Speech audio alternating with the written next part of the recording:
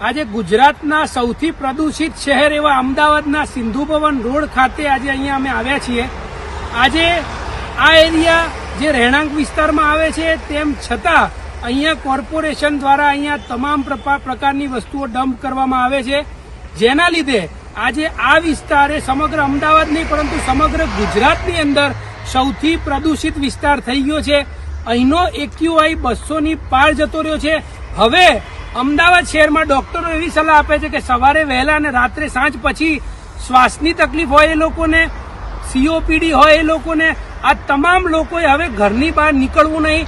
ઘરની બહાર નીકળો તો N95 માસ્ક પહેરીને નીકળવું। આ બધું ભારતીય જનતા પાર્ટી શાસિત અમદાવાદ મ્યુનિસિપલ કોર્પોરેશનના પાપે થઈ રહ્યું છે। આજે સમગ્ર અમદાવાદમાં લોકોને શ્વાસની તકલીફ વધી રહી છે, COPD થઈ રહ્યું છે, એટેક આવી રહ્યું છે, નાના નાના બાળકોને બીમારીઓ વધતી જઈ રહી છે।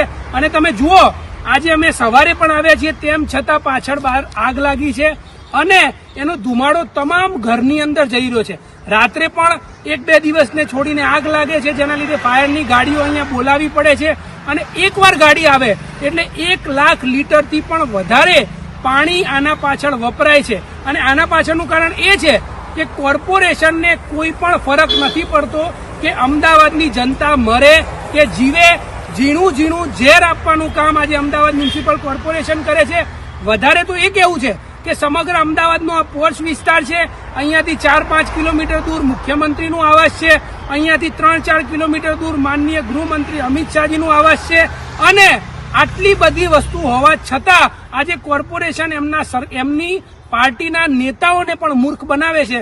મેયરને તાત્કાલિક ધોરણે કહીએ છીએ કે અહીંયા બેરિકેડ લગાવવામાં આવે, અહીંયા ડમ્પ કરવાનું બંધ કરવામાં આવે, નહીં તો આજુબાજુના સ્થાનિક લોકોને લઈને આમ આદમી પાર્ટીએ જે કરવું પડશે એ આમ આદમી પાર્ટી કરશે અને ભારતીય જનતા પાર્ટીને આ વિસ્તારમાં ડમ્પ કરવા દેવામાં આવશે નહીં, એવી અમારી ખુલ્લી ચેલેન્જ આજે અમદાવાદ મ્યુનિસિપલ કોર્પોરેશનને છે।